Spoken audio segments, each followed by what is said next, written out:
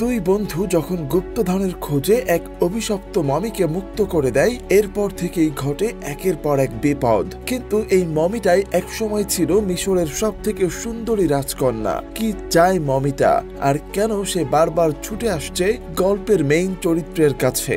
জানতে হলে পুরো গল্পটা শুনতে থাকুন। সময়টা তখন 1127 সাল। আমরা দেখতে পাই ইংল্যান্ডের একজন রাজাকে একটা লাল হীরা সহ দাফন করা হচ্ছিল।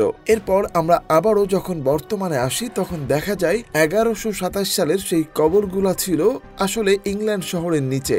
আর মাটির নিচ থেকে আন্ডারগ্রাউন্ড রেলওয়ে বানানোর সময় শ্রমিকরা সেই কবরটা খুঁজে পায়। যেহেতু এটা ছিল একটা ঐতিহাসিক জায়গা, তাই তখন হেনরি নামের একজন লোক তার টিম নিয়ে সেখানে চলে আসে। আসলে হেনরি সেখানে এসে শ্রমিকদেরকে একটা খাম ধরিয়ে দেয়, সবাইকে এখান থেকে চলে যেতে বলে। এরপর হেনরি চারপাশটা ঘুরে দেখতে দেখতে তার টিমের লোকেদেরকে বলতে থাকে, এই কবরে এমন কিছু রহস্য লুকানো আছে যেগুলো ইতিহাসের পাতা থেকে মুছে ফেলা হয়েছে। হেনরি তখন একজন মিশরীয় রাজকন্যার গল্প বলতে শুরু করে। অনেক বছর আগে মিশরের একজন রাজকুমারী ছিল যার নাম এমিনেট, আর মিশরের রাজার একমাত্র সন্তান ছিল সে। তাই বাবার পরে সিংহাসনের উপর অধিকার ছিল তার। আর এমিনেট রূপে গুণে এবং বুদ্ধিতে সব দিক থেকে রাজা হওয়ার যোগ্য ছিল, আর তাই সে নিজেকে পরবর্তী রাজাও মনে করত। কিন্তু এর মধ্যে হঠাৎ করে রাজা আরেকটা বিয়ে করে, আর সেই ঘরে তার আরেকটা ছোট ছেলে হয়।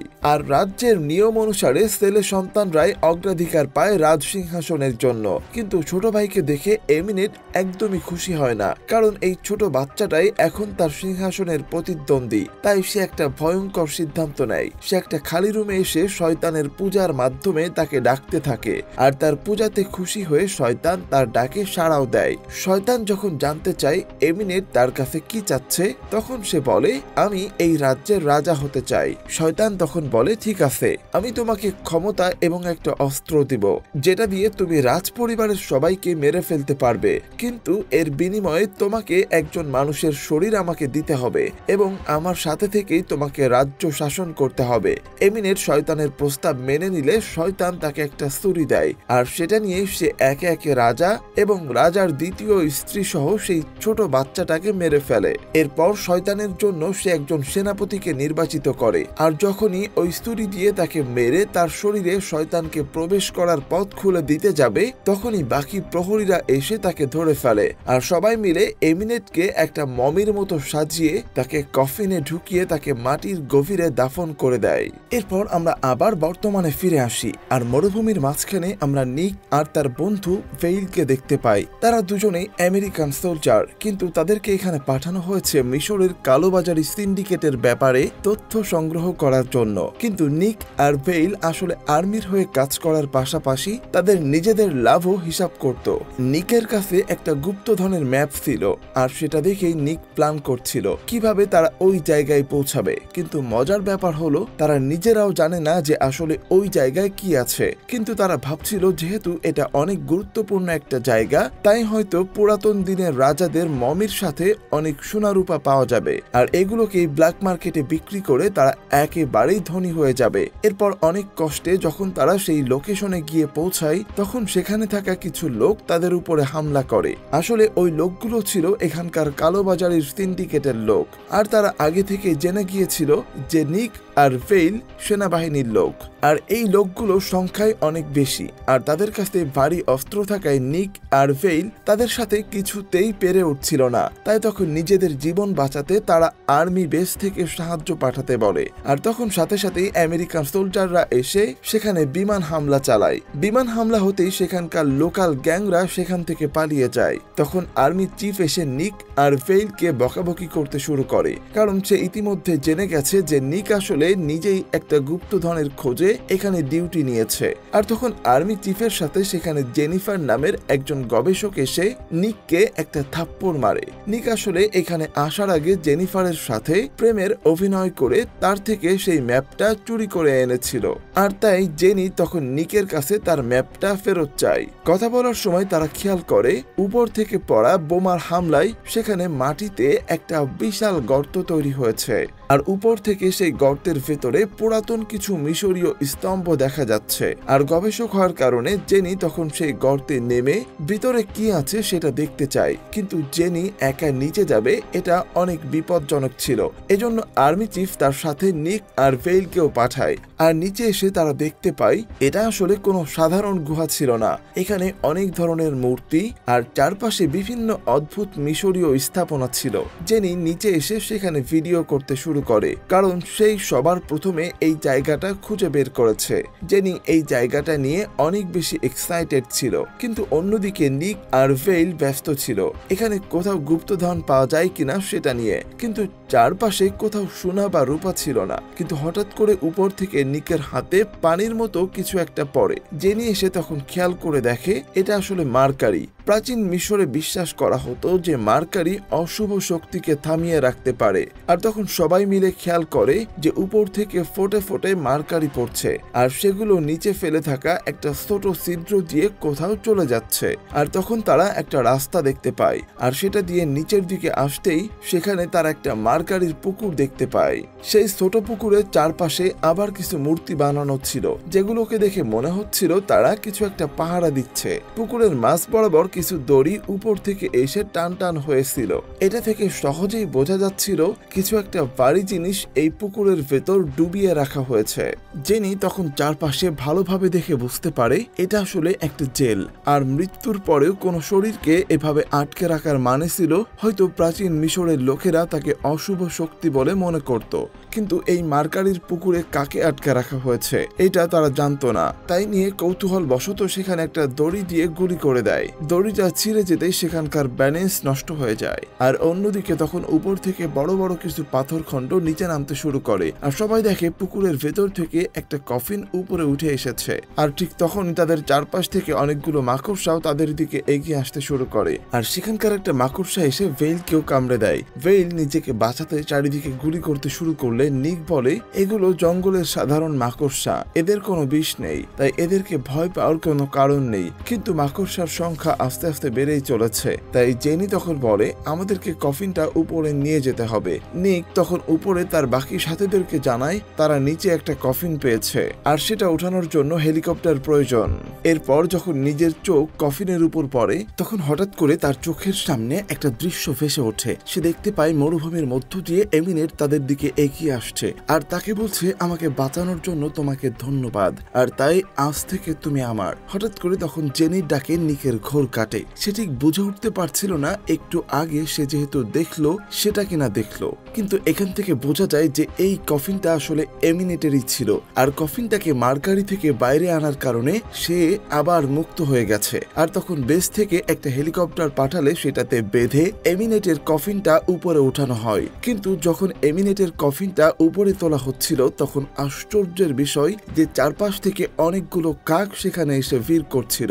বিষয়টা নিকের কাছে বেশ অদ্ভুত লাগে। এরপর কফিনটাকে যখন আর্মি বেজে আনা হয় হঠাৎ করে মরুভূমির একটা বালুঝড় শুরু হয়। তাই দ্রুত আরেকটা বিমানে তুলে তারা কফিনটাকে সেখান থেকে নিয়ে গবেষণার জন্য রওনা দেয়। বিমানের মধ্যে নিক আর ভেইলও ছিল। নিক যতবারই কফিনের দিকে তাকাচ্ছিল তার চোখের সামনে কিছু অদ্ভুত দৃশ্য ভেসে উঠতে শুরু করে। আর তখন ভেইল সেই গুহার মধ্যে মাকড়সার কামড়ে ধীরে ধীরে অসুস্থ হয়ে যাচ্ছিল। এমনকি কিছুক্ষণের মধ্যেই দেখা যায় সে বিষক্রিয়ায় মারা যায়। আবার একটু পরেই সে জীবিত হয়ে কফিনের পাশে দাঁড়িয়েছিল। কফিনের পাশে এসে ভেইল দড়িগুলো কাটতে থাকে। তখন একজন কর্নেল এসে তাকে জিজ্ঞেস করে তুমি এটা কেন করছো? ভেইল কোনো উত্তর না দিয়ে তার হাতে থাকা ছুরি দিয়ে কর্নেলকে মেরে ফেলে। আর নিক তখন তার দিকে তাকিয়ে দেখে তার বন্ধুর চেহারা ভয়ঙ্কর হয়ে গেছে। তাকে দেখে বোঝা যাচ্ছিল হয়তো সে নিজের কন্ট্রোলে নেই, কিছু একটা যেন তাকে বশ করে ফেলেছে। আর তাই কর্নেলকে মারার পর ভেইল নিক আর জেনিদের দিকে এগোচ্ছিল।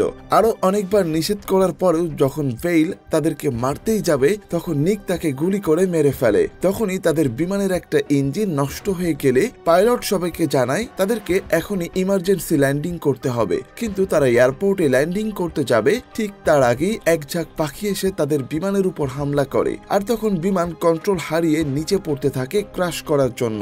বিমানের ভেতরে শুধুমাত্র একটা প্যারাসুট ছিল, আর সেটাও নিক জেনিকে দিয়ে দেয়। আর জেনিকে বাঁচাতে পারলেও সে বিমান দুর্ঘটনায় নিক মারা যায়। এরপর আমরা হাসপাতালে একটা মর্গের দৃশ্য দেখতে পাই, যেখানে ভেতরে নিকের লাশ রাখা ছিল আর জেনি বাইরে তাকে শেষবার দেখার জন্য অপেক্ষা করছিল।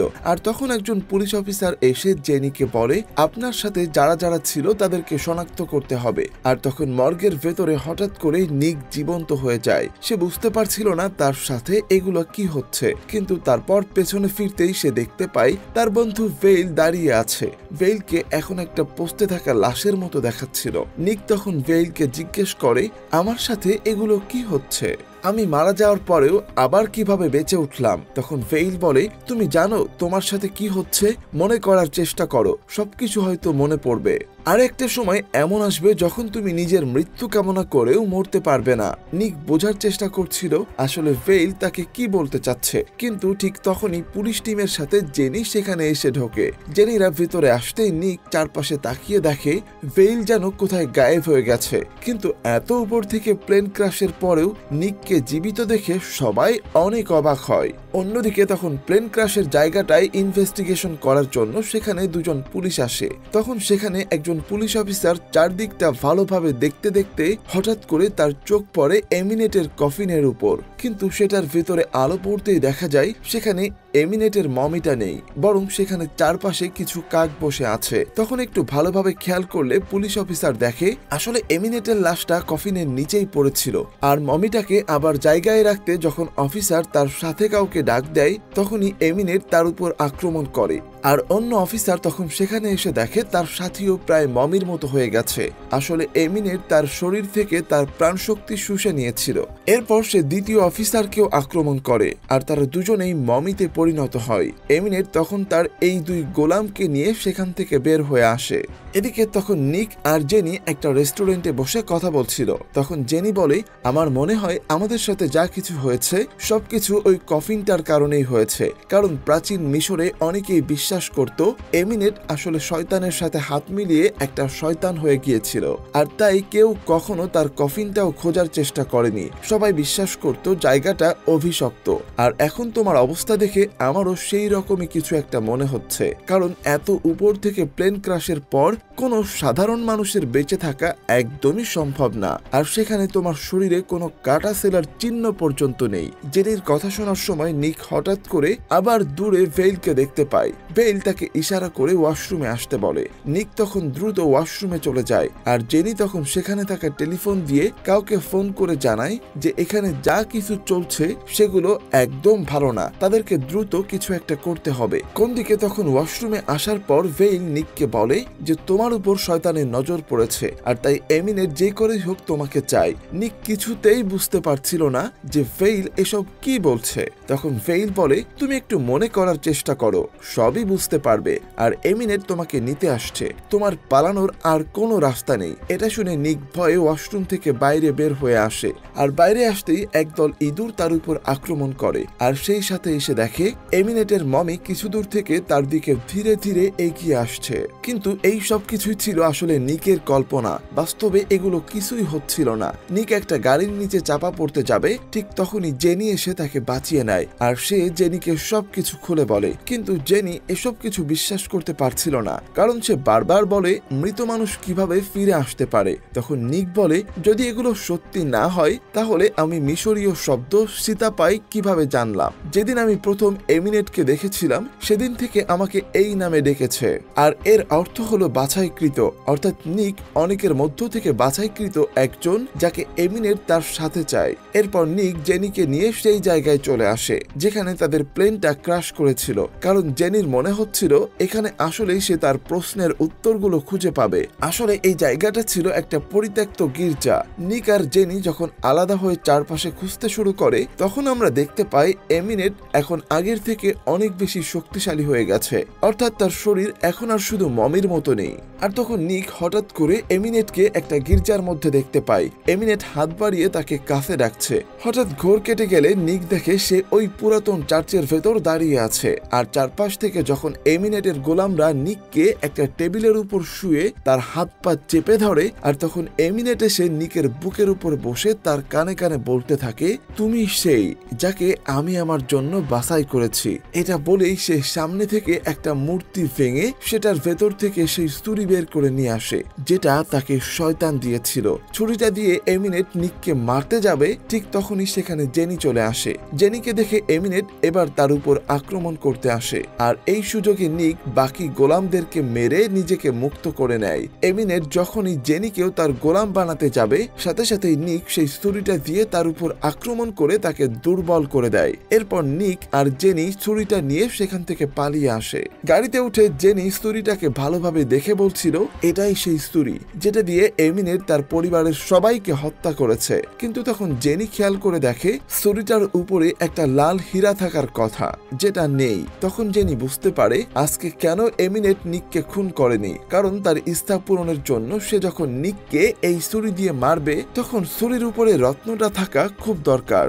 আর তখন এমিনেটের গোলামরা তাদের উপর আবার আক্রমণ করে। নিক কোনো মতে তাদের থেকে পিছু ছাড়িয়ে জঙ্গলের মধ্য দিয়ে গাড়ি চালিয়ে সেখান থেকে পালানোর চেষ্টা করে, কিন্তু দুর্ভাগ্যবশত তাদের গাড়িটা অ্যাক্সিডেন্ট করে। আর তখন নিক দেখে এমিনেট তাদের দিকে এগিয়ে আসছে, আর জেনিকে বাঁচাতে নিক এবার এমিনেটের সাথে ফাইট করার সিদ্ধান্ত নেয়। কিন্তু এমিনেট এত বেশি শক্তিশালী ছিল যে নিক তার সামনে এক মুহূর্তও টিকতে পারে না। ঠিক তখনই সেখানে একদল লোক এসে কৌশলে এমিনেটকে ধরে ফেলে, আর তাদের সাথে জেনি আর নিককে নিয়ে যায়। এরপর নিকের জ্ঞান ফিরলে সে দেখতে পায় সে হেনরির অফিসে আছে। মনে আছে আপনাদের সেই হেনরির কথা, যাকে আমরা গল্পের শুরুতে দেখেছিলাম? অফিসে ঢুকতেই নিক তার চারপাশে অদ্ভুত সব জিনিস দেখতে পায়। কোথাও ভ্যাম্পায়ারের খুলি, আবার মাস্টারের হাত, এসব জিনিস। এছাড়াও সেখানে বিভিন্ন ধরনের প্রাচীন অস্ত্র রাখা ছিল। নিক বুঝতে পারছিল না তাকে কোথায় আনা হয়েছে। তখন হেনরি এসে নিজের পরিচয় দেয়, আর সে নিককে বলে, এমিনেট তোমাকে পছন্দ করেছে, কারণ তোমার মাধ্যমে শয়তানকে সে এই পৃথিবীতে আনতে চায়,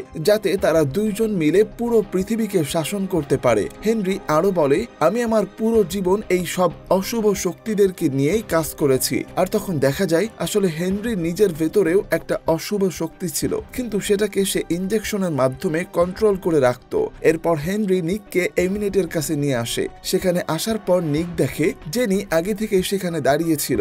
আসলে জেনি মূলত হেনরিরই হয়েই কাজ করত, আর সেই দিন রেস্টুরেন্ট থেকে জেনি হেনরিকেই ফোন করেছিল। নিক দেখে হেনরি এমিনেটকে একটা জায়গায় বেঁধে রেখেছে, আর তার শরীরে মার্কারি ঢুকানো হচ্ছে যাতে সে দুর্বল থাকে। আর তখন হেনরি নিককে বলে, এখন আমাদেরকে খুঁজতে হবে কিভাবে তোমার এই অভিশাপ শেষ করা যায়। কিন্তু তখন এমিনেট বলে ওঠে, তোমার এই অভিশাপ কখনোই শেষ হবে না। আমি এর আগের বার যাকে পছন্দ করেছিলাম তাকে মেরে ফেলা হয়েছিল, আর তাই এবার তোমাকে আমি কিছুতেই হারাতে দেব না। নিক তখন তাকে জিজ্ঞেস করে, তুমি কেন তোমার বাছাই করা লোকটাকে মারতে চেয়েছিলে? এমিনেট তখন তাকে বলে, আমি কখনোই তাকে মারতে চাইনি, আমি তাকে অমর করে দিতাম, আর এরপর দুজন মিলে পুরো পৃথিবী শাসন করতাম। কিন্তু তখনই হেনরি এমিনেটের শরীরে আরো বেশি মার্কারি ইনজেক্ট করতে শুরু করে। এতে অসহ্য যন্ত্রণায় এমিনেট চিৎকার করে ওঠে। হেনরি যখন নিককে নিয়ে আবার তার অফিসে ফিরে আসে, তখন হেনরি তাকে বলে, আমাদের টিম সেই লাল হীরার টুকরোটা খুঁজে পেয়েছে,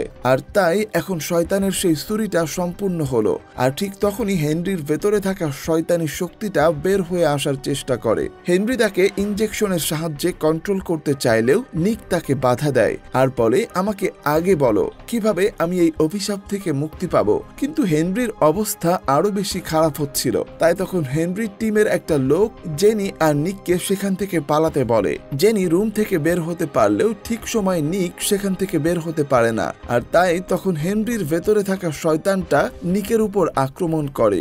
জেনি তখন ছুটে এসে নিককে বলে, আমাদেরকে যে করে হোক ছুরির উপরের ওই হীরাটাকে ধ্বংস করতে হবে, আর তাহলে এমিনেট কখনোই তার ইচ্ছাটা পূরণ করতে পারবে না। আর তাই হীরার খোঁজে তখন জেনি আর নিক বের হয়ে পড়ে। তাদেরকে বের হতে দেখেই এমিনেটও বুঝে যায় কিছু একটা হয়েছে। তখন সেও তার চোখের সামনে সেই লাল হীরাটা দেখতে পায়। তাই এমিনেট তার মাকসার সাহায্যে সেখানে কাজ করা একজনকে বশ করে নিজেকে মুক্ত করে নেয়। আর সারা পেয়ে এমিনেট এখন অনেক বেশি শক্তিশালী আর রেগেছিল, তাই সে সব শক্তি দিয়ে নিকের উপর হামলা করে। এমিনেট চারিদিক থেকে ধুলা আর বাতাসের মাধ্যমে এক বিশাল তুফানের সৃষ্টি করে আর সেই তুফান নিকের পেছনে ছেড়ে দেয়। তুফানের হাত থেকে বাঁচতে নিক আর জেনি যখন একে অন্যকে সাহায্য করছিল তখনই নিক ঝড়ের ভেতরে দাঁড়িয়ে থাকা ভেইলকে দেখতে পায়। ভেইল তাকে কিছু একটা ইশারা করছিল। এরপর সে কাছে এসে নিককে বলে, আমি জানি ওই লাল হীরাটা কোথায় আছে, তাই আমার সাথে চলো। নিক আর কোনো উপায় না পেয়ে ভেইলের পেছন পেছন যেতে লাগে।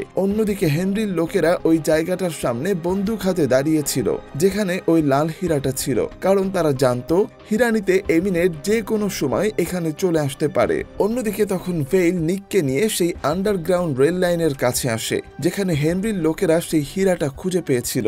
আর সেখানে এসে ভেইল নিককে বলে, আমার কাজ এই পর্যন্তই ছিল, আমি তোমাকে এমিনেটের কাছে দিয়ে গেলাম। কিন্তু নিক তখন তার বন্ধুকে জিজ্ঞেস করে, তুমি কেন আমার সাথে এমন করলে? ভেইল তখন বলে, এমিনেট বলেছে তুমি ক্ষমতা পেলে আমাকে আবার বাঁচাতে পারবে, আর আমি এত তাড়াতাড়ি মরতে চাইনি। তখন ভেইল চলে গেলে সেখানে এমিনেটের বাকি গোলামরা আসে, সেই সাথে জেনিও। নিক তাদের সাথে ফাইট করতে থাকে। এর মধ্যে একটা মমি জেনির উপর আক্রমণ করতে গেলে নিক জেনিকে বাঁচিয়ে নিয়ে সেখান থেকে পালিয়ে আসে। অন্যদিকে এমিনেট তখন সামনের দরজা দিয়েই সবাইকে মেরে এই কবরস্থানে এসে ঢুকেছে যেখানে লাল হীরাটা ছিল, আর সে হীরাটা পেয়ে যায়। এদিকে নিক আর জেনি যখন সেখান থেকে পালানোর রাস্তা খুঁজছিল তখন একটা গোলাম এসে তাদের উপর আবার আক্রমণ করে, আর একটা দেয়াল ভেঙে তারা শহরের নিচে দিয়ে বয়ে চলা নদীর মধ্যে পড়ে যায়। নিক কোনোভাবেই গোলামটাকে সারিয়ে জেনিকে নিয়ে উপরে ভেসে ওঠে, কিন্তু তখনই সেখানে এমিনেট এসে আবারও জেনিকে টেনে